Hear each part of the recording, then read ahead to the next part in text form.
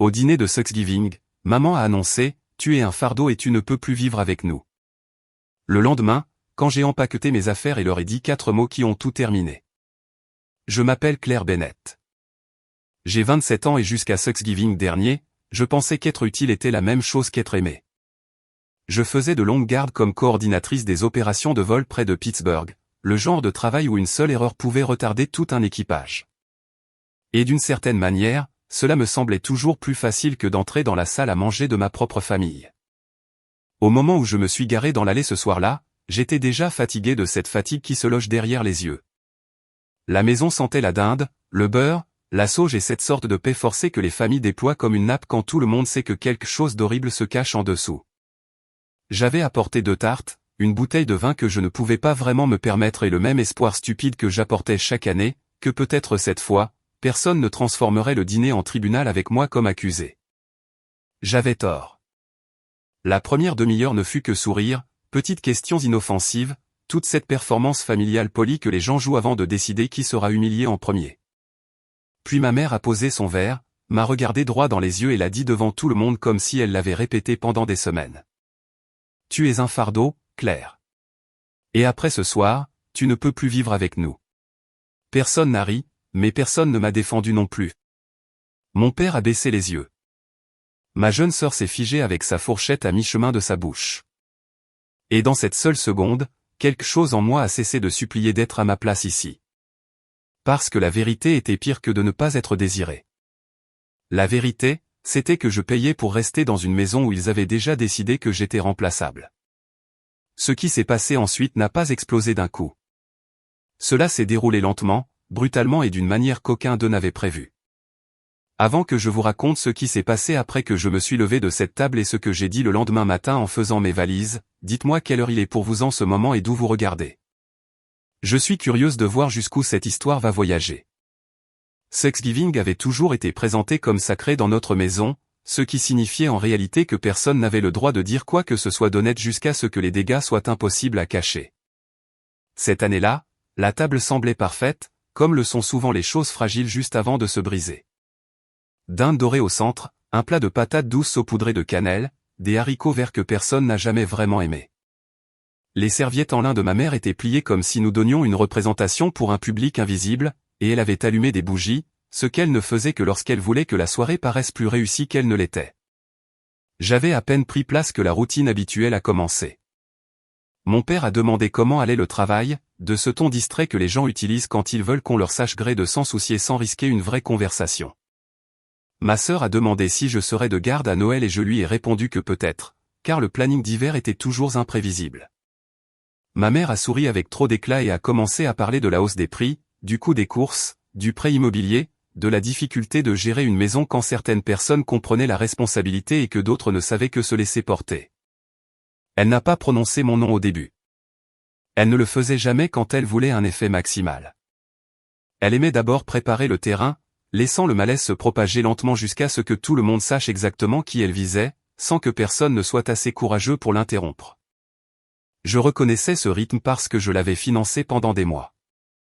Depuis presque 1 an, je couvrais la facture d'électricité depuis mon compte courant, je payais l'internet, j'envoyais de l'argent pour combler les déficits du prêt immobilier chaque fois que mon père disait que les fins de mois étaient difficiles.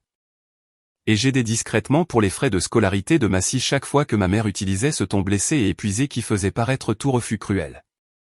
Ils appelaient cela aider la famille. Ils appelaient cela faire ce qu'il fallait. Mais d'une manière ou d'une autre, ces phrases signifiaient toujours mon argent et jamais mon opinion. Je me souviens avoir regardé autour de cette table et réalisé que tout le monde ici connaissait des morceaux de la vérité, mais qu'aucun d'eux n'était prêt à assembler l'ensemble. Puis ma mère a finalement fait ce qu'elle avait clairement attendu toute la soirée de faire. Elle a posé sa fourchette, a tamponné le coin de sa bouche avec sa serviette, m'a regardé directement et a dit, « Je vais dire ce que tout le monde ici pense. Claire, tu es un fardeau. Tu es trop vieille pour être encore ici, et après ce soir, tu dois trouver une autre solution. » La pièce est devenue si silencieuse que je pouvais entendre le lave-vaisselle bourdonner dans la cuisine et le faible cliquetis de la ventilation au-dessus de la cuisinière. Pendant une étrange seconde, j'ai cru avoir mal entendu, car la cruauté est toujours plus surréaliste lorsqu'elle arrive d'une voix calme.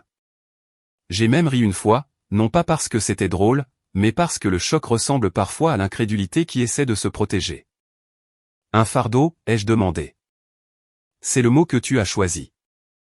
Ma mère a croisé les bras et s'est légèrement penchée en arrière, comme si elle s'installait dans une décision qu'elle avait déjà répétée en privé. Oui, a-t-elle dit. Tu vas et viens. Tu prends de la place. Tu ramènes tes humeurs dans cette maison et tu agis comme si le monde te devait de la patience. Je l'ai fixée, admirant presque la précision de la chose. Elle avait réussi à effacer chaque facture que j'avais payée, chaque crise que j'avais couverte, chaque chose pratique que j'avais faite pour maintenir cette maison à flot, et à me réduire à un inconvénient avec une valise. Je me suis tourné vers mon père, m'attendant au moins à un malaise. Une lueur d'humanité qui me dirait que cela allait trop loin.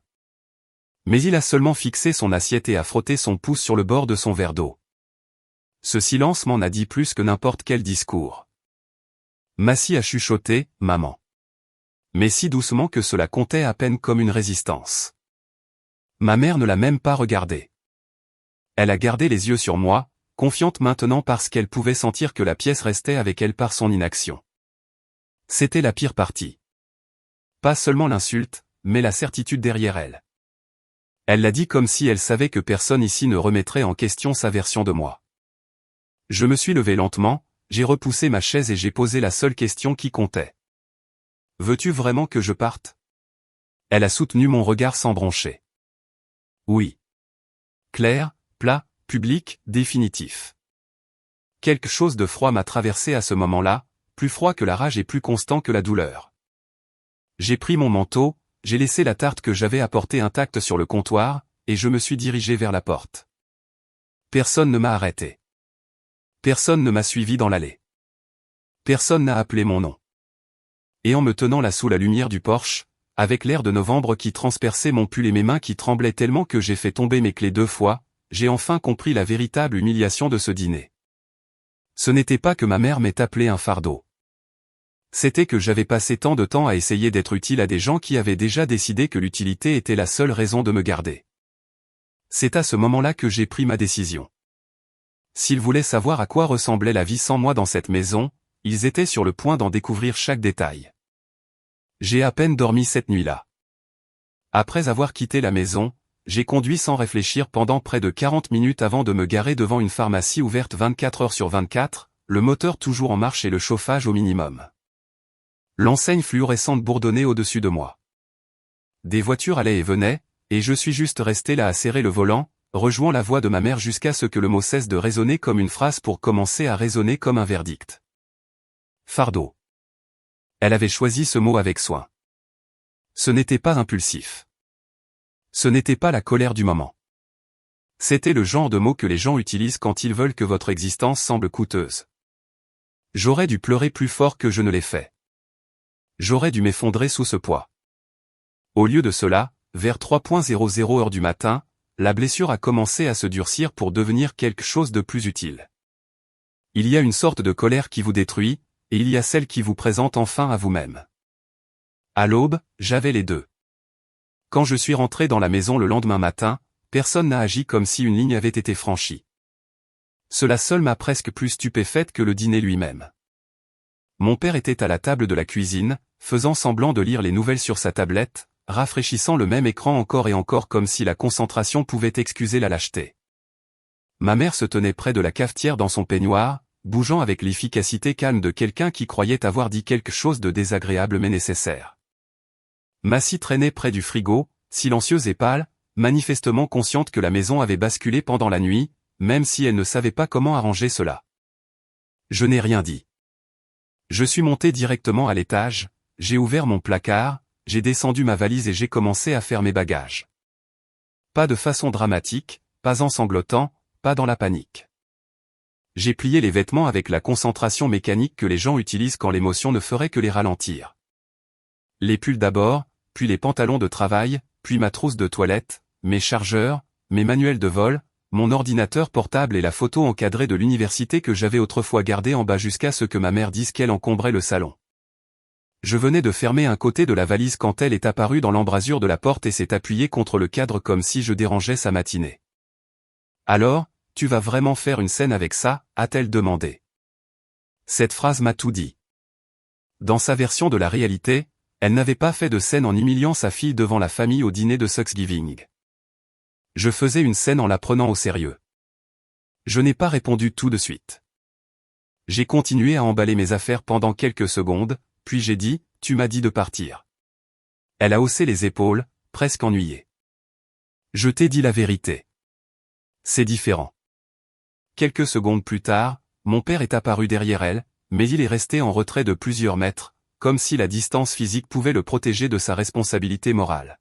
« Claire, a-t-il dit, calme-toi peut-être et réfléchis bien avant de faire quelque chose de dramatique. » Je me suis tourné et je les ai regardés tous les deux. Vraiment regardés. Et pour la première fois, la structure entière de notre famille m'est apparue évidente. Ma mère gérait la cruauté. Mon père gérait le silence qui la rendait supportable pour elle. Tous les autres s'adaptaient autour des dégâts et appelaient cela la normalité. J'y ai déjà bien réfléchi, ai-je dit.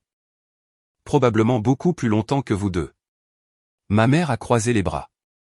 Alors laisse-moi t'épargner la déception. Vivre par soi-même n'est pas aussi facile que de jouer les martyrs incomprises dans cette maison. Le mépris de cette phrase m'a presque fait rire parce qu'il reposait toujours sur la même supposition, que je bluffais. Que la peur me ferait rentrer dans le rang, que je préférerais accepter l'humiliation plutôt que l'incertitude. Elle ne comprenait toujours pas que l'incertitude commençait à paraître paisible comparée au fait de rester. J'ai porté une boîte dans le couloir. Elle m'a suivi dans les escaliers, parlant tout le long sur ce ton sec qu'elle utilisait quand elle voulait que chaque mot ressemble à une correction. Tu n'as aucune idée de ce que coûte le monde réel. Tu penses que payer quelques petites choses par-ci par-là fait de toi l'épine dorsale de cette maison. Tu es incroyablement arrogante parfois. Je me suis arrêté au milieu des escaliers et je me suis retourné lentement. Quelques petites choses par-ci par-là, ai-je répété. Mais j'ai laissé tomber pour le moment et j'ai continué à marcher parce que je n'étais pas encore prête à tout dire. Dans le salon, avec ma valise près de la porte et mes clés à la main, elle m'a regardé avec ce sourire figé et victorieux qu'elle arborait toujours quand elle pensait que la vie était sur le point de me donner une leçon en son nom. Tu seras de retour dans un mois, a-t-elle dit. Peut-être moins. Et c'est à ce moment-là que quelque chose en moi s'est apaisé. Pas brisé, apaisé. Toute la panique de la nuit précédente s'est dissipée, et ce qui est resté, c'était la clarté. Je l'ai regardé, puis mon père, puis la pièce que j'avais passé des années à aider à entretenir sans jamais vraiment y appartenir. Et j'ai dit les 4 mots qui ont tout changé. Payez vos propres factures. Pendant un moment, personne n'a réagi, comme si la phrase était entrée dans la pièce dans une langue qu'il ne reconnaissait pas. Puis ma mère a cligné des yeux. Mon père a levé les yeux brusquement. Massy s'est figé près du couloir. J'ai laissé le silence s'installer assez longtemps pour devenir une compréhension avant d'ajouter, à partir d'aujourd'hui. C'était la première fois que je voyais une véritable peur traverser le visage de mon père. Ma mère a ouvert la bouche, mais rien n'est sorti immédiatement. Et cela seul m'a dit que j'avais enfin prononcé la seule chose à laquelle il ne s'était jamais préparé. Il s'était préparé aux larmes. Il s'était préparé aux supplications. Il s'était préparé à la culpabilité, à la retraite et à la réconciliation. Il ne s'était pas préparé aux conséquences. Il n'avait jamais pensé à mon aide comme à de la dépendance parce que la dépendance semble embarrassante quand on la prononce à voix haute. Ils appelaient cela la famille. Ils appelaient cela se serrer les coudes. Ils appelaient cela faire ma part. Mais en me tenant là, à côté de ma valise, en regardant leurs expressions passer de l'insulte à la confusion, puis à une alarme silencieuse, j'ai su qu'ils faisaient enfin le calcul. Pas seulement financièrement, mais psychologiquement. Si je partais et que je pensais vraiment ce que je venais de dire, alors le système sur lequel ils vivaient sans le nommer était sur le point de s'effondrer sous leurs yeux. Ma mère a récupéré en premier. Elle le faisait toujours. Ne sois pas ridicule, a-t-elle dit, en lâchant un rire sec qui sonnait plus défensif qu'amusé. Nous ne sommes pas dépendants de toi. J'ai sorti mon téléphone, j'ai ouvert mon application bancaire et je l'ai regardé directement. Le paiement automatique de l'électricité provient de mon compte. L'Internet provient de mon compte. J'ai transféré de l'argent à papa pour le prêt immobilier un vendredi sur 2. J'ai payé la compte pour le voyage de fin d'études de Massy, les frais de son ordinateur portable et la réparation de la climatisation en septembre. J'ai aussi payé les courses 2 fois le mois dernier quand ta carte a été refusée. Veux-tu que je continue ? Mon père s'est levé si vite que sa chaise a grincé violemment contre le sol, un bruit assez aigu pour faire tressaillir ma scie. Il détestait les faits chaque fois que les faits perturbaient le confort de faire semblant de ne pas savoir les choses. Ce n'est pas juste, a-t-il dit immédiatement, ce qui m'a indiqué qu'il n'avait pas d'argument plus fort que le déni. Nous ne t'avons jamais demandé de faire tout cela. Je l'ai fixé. Non, ai-je dit, vous l'avez simplement accepté à chaque fois. Ma mère s'est avancée à ce moment-là, la colère revenant car l'exposition l'enrageait toujours plus que le conflit lui-même. Tu agis comme si nous t'avions exploité. C'est dégoûtant. J'ai presque admiré la rapidité avec laquelle elle passait à l'offensive. Avec quel naturel elle se redessinait en partie blessée. Non, ai-je dit calmement. J'agis comme quelqu'un qui en a fini d'être utilisé et insulté dans le même foyer. Massie a regardé entre nous, confuse et pâle. Attends, a-t-elle dit doucement. Tu as payé pour mon voyage?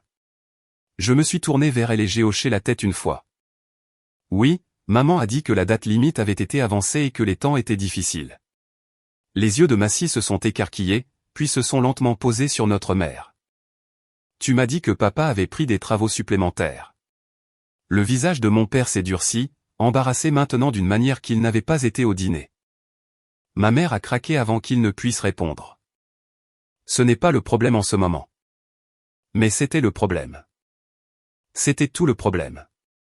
La dette émotionnelle impayée, la dépendance financière, la vérité sélective, la mythologie familiale construite sur le fait de rendre une personne responsable et ensuite de lui en vouloir d'être nécessaire. J'ai pris mes clés et me suis dirigé vers la porte, mais ma mère s'est interposée devant moi. Tu ne vas pas menacer ce foyer parce que tes sentiments ont été blessés, a-t-elle dit. Cette phrase m'a poursuivi pendant des semaines parce qu'elle était si révélatrice d'elle. Le problème n'était jamais l'humiliation, jamais le mensonge, jamais le fait qu'elle ait réduit sa fille à un fardeau après avoir profité de ses revenus. Le problème était que je refusais de l'absorber gracieusement et de rester utile de toute façon. Je ne menace personne, ai-je dit. Je pars exactement comme vous me l'avez demandé. Mon père a réessayé, plus doucement cette fois, comme si changer de ton pouvait effacer le contenu. Claire, sois pratique. Où vas-tu aller, même?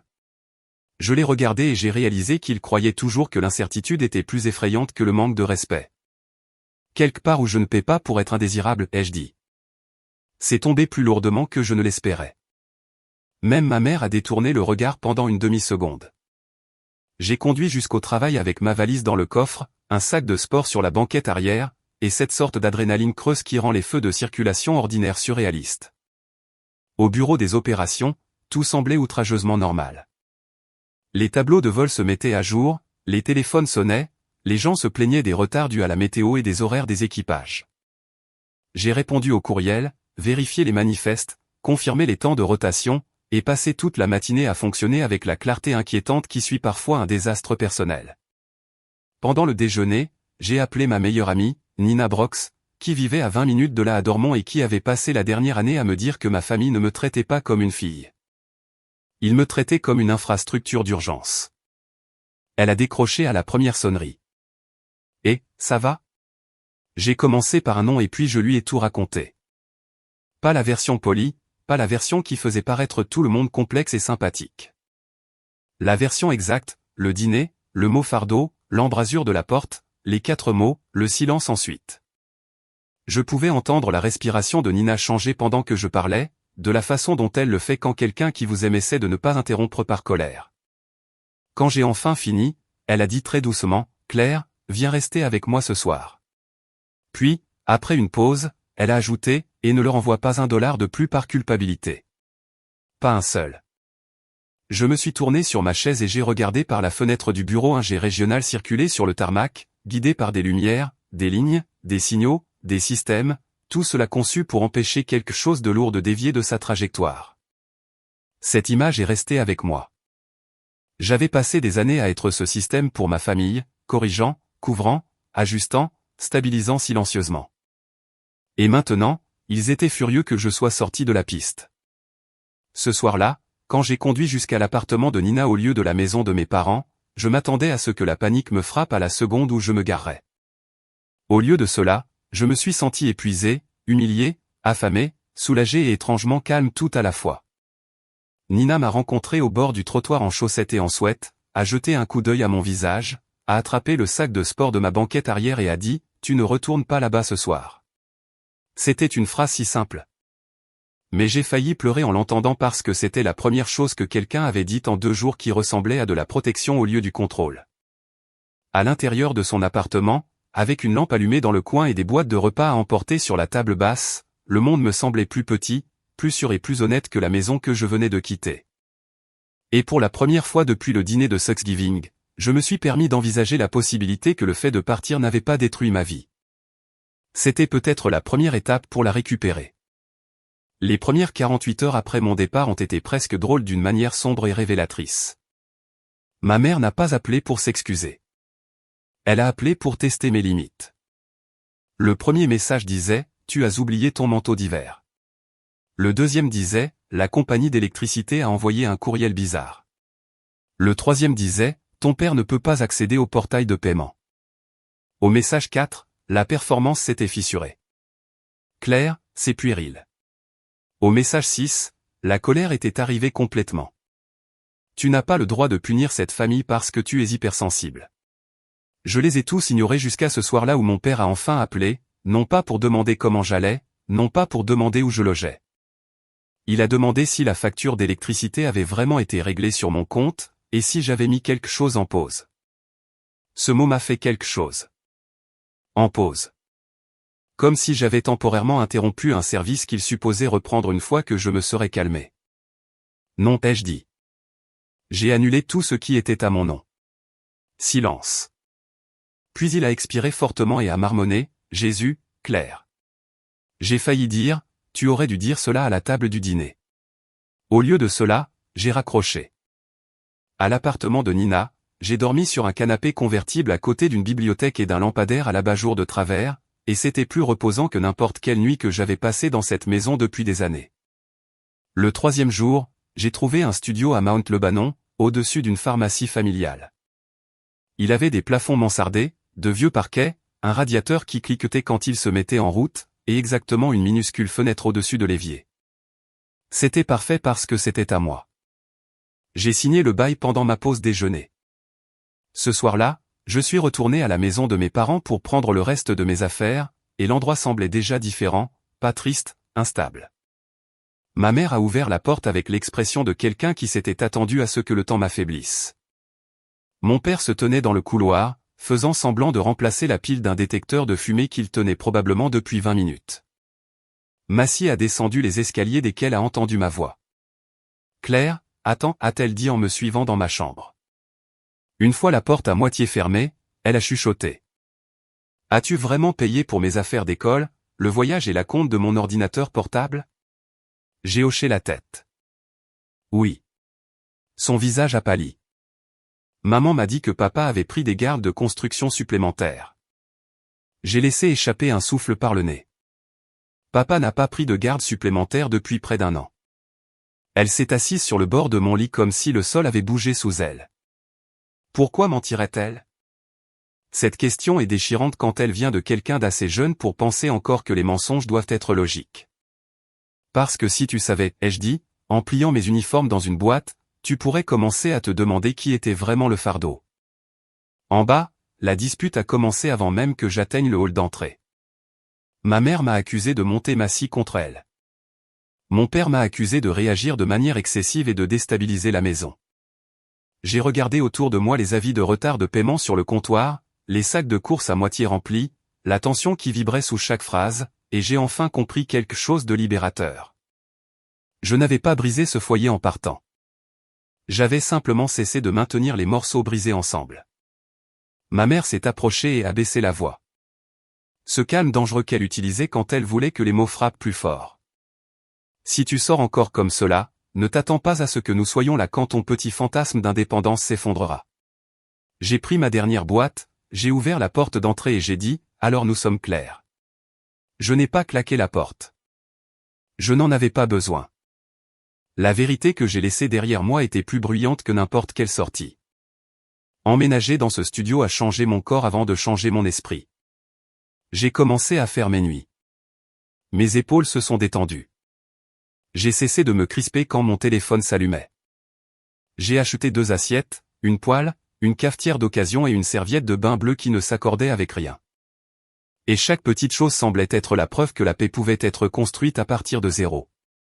Mais la liberté n'est pas aussi simple que de franchir une porte et de la verrouiller derrière soi. Certaines nuits, je m'asseyais encore sur le sol avec un plat à emporter sur les genoux et je me demandais si j'avais fait quelque chose d'impardonnable. Des années de conditionnement familial ne disparaissent pas juste parce que le loyer est à votre nom maintenant. Ma mère s'en est assurée. Elle a changé de tactique après que la colère a cessé de fonctionner. Elle a commencé à envoyer des paragraphes sur le sacrifice, sur le fait que les mères ne sont pas parfaites, sur la difficulté de l'âge adulte, sur la déception que j'ai choisi l'argent plutôt que la famille. Puis la famille élargie est arrivée. Une tante m'a envoyé un message pour dire que mes parents étaient soumis à une terrible pression. Un cousin à qui je parlais à peine m'a envoyé un message, j'ai entendu dire que tu avais abandonné ta famille juste avant Noël. Celui-là m'a assez stupéfaite pour me faire rire. C'était là, l'histoire révisée faisait déjà le tour. Je n'étais plus la fille qui avait été qualifiée de fardeau et jetée dehors après des années de soutien financier. J'étais la fille égoïste qui avait abandonné ses parents en difficulté quand ils avaient le plus besoin d'elle. Nina m'a dit de ne répondre à rien de tout cela, mais j'avais besoin d'air. Alors, un dimanche après-midi, j'ai conduit jusqu'à un petit parc à Bethel Park, où mon grand-père, Walter Bennett, s'asseyait souvent pour nourrir les oiseaux et faire semblant de ne pas aimer corriger les étrangers sur les statistiques de baseball. Il m'a vu avant que j'atteigne le banc et m'a lancé ce long regard silencieux que les hommes plus âgés ont quand ils soupçonnent que la vérité est plus laide que la version que tout le monde vend. « Tu as l'air fatiguée, ma petite » a-t-il dit.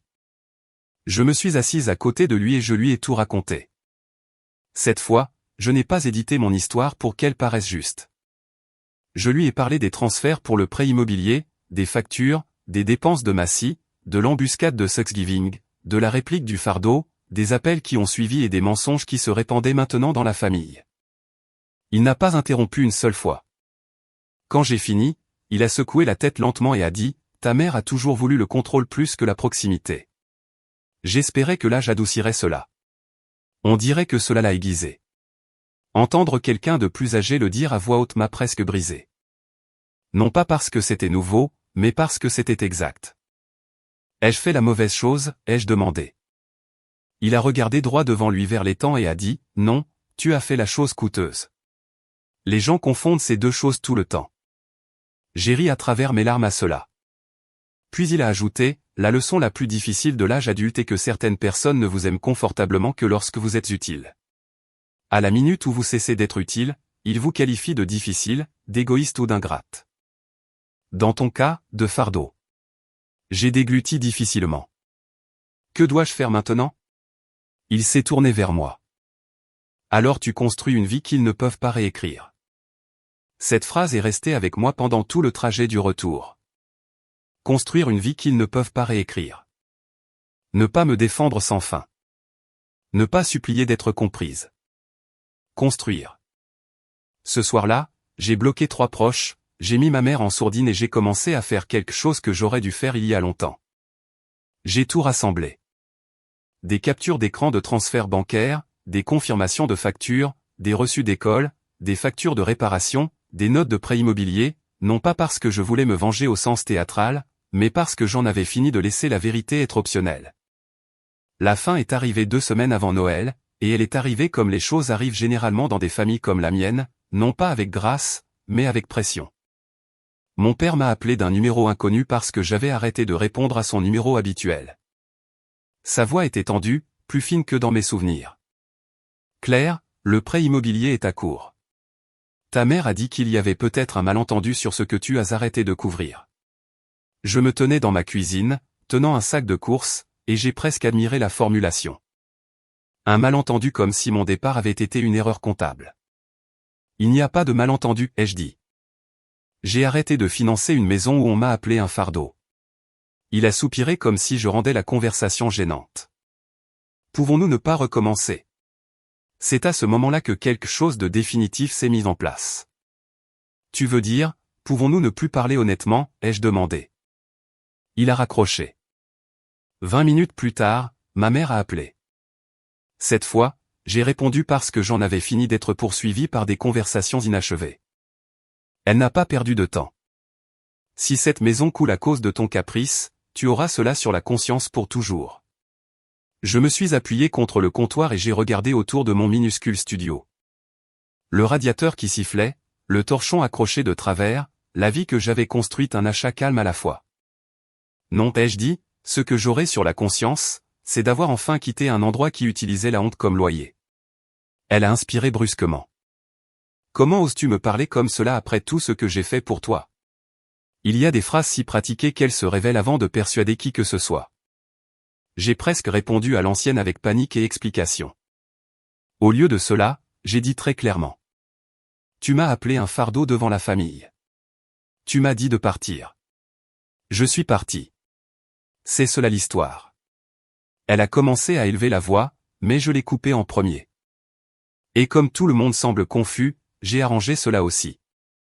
Plus tôt cet après-midi-là, après qu'un autre parent a laissé entendre que je devrais aider mes parents discrètement au lieu de les faire mal paraître, j'avais envoyé un simple message factuel dans le groupe de discussion de la famille. Pas d'insultes, pas de drame, juste des dates, des montants, des captures d'écran et un paragraphe. Puisqu'il semble y avoir de la confusion, je tiens à préciser que j'ai payé l'électricité, l'Internet, plusieurs déficits du prêt immobilier, les frais de scolarité de Massy et de multiples réparations ménagères au cours de l'année écoulée. À Thanksgiving, on m'a traité de fardeau et on m'a dit que je ne pouvais plus vivre là. J'ai déménagé le lendemain matin et j'ai mis fin à tous les paiements à mon nom. Veuillez cesser de me contacter pour suggérer que j'ai abandonné un foyer que je soutenais financièrement. C'était tout. Propre, documenté, irréfutable. Le silence après mon envoi a duré 9 minutes. Puis les appels ont commencé. Une tante s'est excusée. Un cousin a envoyé une leçon de morale. Mon grand-père m'a envoyé un message, fier de toi. Massy a appelé en pleurant, non pas parce que j'avais exposé qui que ce soit, mais parce qu'elle avait enfin vu à quel point sa réalité avait été éditée pour elle. Ma mère, bien sûr, était furieuse.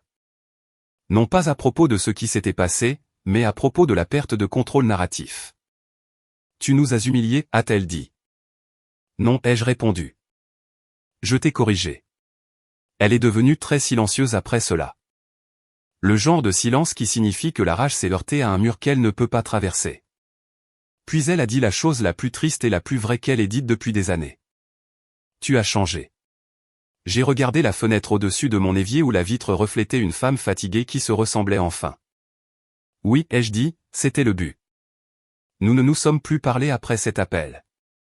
Pas vraiment. Il y a eu quelques messages logistiques par l'intermédiaire de mon père. Un document texte transféré. Un message maladroit en janvier pour me demander si je voulais une vieille boîte de décoration. Mais la structure émotionnelle de notre famille était terminée. Ma mère ne pouvait plus me menacer d'exil après que j'y eusse survécu. Mon père ne pouvait plus se cacher dans la neutralité après que tout le monde ait vu ce que son silence coûtait. Massy a commencé à me rendre visite le dimanche. Nous faisions des crêpes en boîte, regardions de mauvais films du câble, et apprenions lentement à parler sans que quelqu'un d'autre ne réécrive la conversation. Au printemps, j'ai été promu au travail. J'ai acheté un meilleur canapé. J'ai arrêté de vérifier mon téléphone avec appréhension. Et une nuit, alors que j'étiquetais des restes dans mon propre réfrigérateur après une garde de 12 heures, j'ai réalisé que j'avais passé presque une journée entière sans entendre la voix de ma mère dans ma tête. C'est à ce moment-là que j'ai compris à quoi mes 4 mots avaient vraiment mis fin. Pas seulement au paiement, pas seulement à l'arrangement. Ils avaient mis fin à la version de moi qui croyait que l'amour devait se mériter par l'épuisement. Payez vos propres factures. C'est ce que j'ai dit. 4 mots. Mesquin, peut-être. Tranchant, certainement. Mais ils ont forcé tout le monde dans cette maison à affronter la vérité qu'ils évitaient depuis des années. Ma mère a perdu son plan de secours. Mon père a perdu le luxe de faire semblant. Et j'ai perdu quelque chose aussi. L'illusion que famille signifie automatiquement sécurité. Mais ce que j'ai gagné valait plus. La paix, des limites, le respect de moi-même, une vie qui m'appartenait enfin. Donc, si on vous a jamais dit que vous étiez de trop cher, trop émotif, trop difficile, ou un fardeau par les personnes même qui ont bénéficié de votre loyauté. Écoutez-moi bien. Parfois, s'en aller n'est pas de la cruauté. Parfois, c'est la première chose honnête que vous faites. Et parfois, les gens qui vous qualifient d'égoïste sont juste en colère que vous ayez arrêté de leur rendre la vie plus facile au prix de la vôtre.